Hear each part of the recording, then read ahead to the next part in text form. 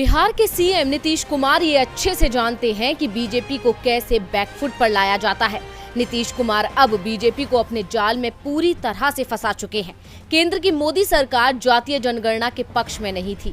केंद्र सरकार तकनीकी कारणों का हवाला देकर जातिगत जनगणना से इनकार करती रही है। राष्ट्रीय स्तर पर बीजेपी ने जातिगत जनगणना को नामुमकिन बताया था। हालांकि बिहार में सर्वदलीय बैठक में शामिल बीजेपी के नेताओं ने भी इस पर सहमति जता दी है। ऐसे में सवाल उठता है कि क्या बीजेपी की कोई मजबूरी है जिसके चलते बिहार में वो नीतीश कुमार का एजेंडा फॉलो कर रही है।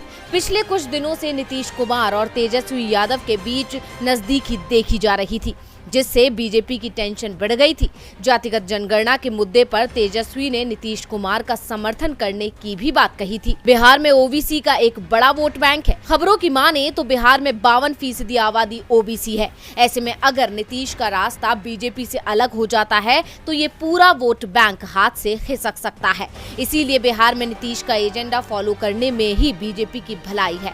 आपको बता दें कि जब नीतीश कुमार और तेजस्वी यादव ने मोदी सरकार से जातिगत जनगणना की मांग की थी तो बीजेपी सरकार ने कहा था कि अब देर हो चुकी है और फॉर्मेट नहीं बदला जा सकता। हालांकि कोई चाहे तो राज्य स्तर पर जातिगत जनगणना करवा सकता है। बिहार की सियासत में जातीय समीकरण काफी महत्वपूर्ण है। इससे अलग होकर कोई भी बिहार की सत्ता तक नहीं पहुंच सकता है। ओबीसी समुदाय के लोग जातिगत जनगणना की मांग उठा रहे थे। ऐसे में बीजेपी के लिए ये एक मजबूरी भी बन गई थी। दूसरी तरफ अगर नीतीश कुमार का रास्ता बीजेपी से अलग हो जाता तो ये चुनौती राष्ट्रीय स्तर पर खड़ी हो जाती।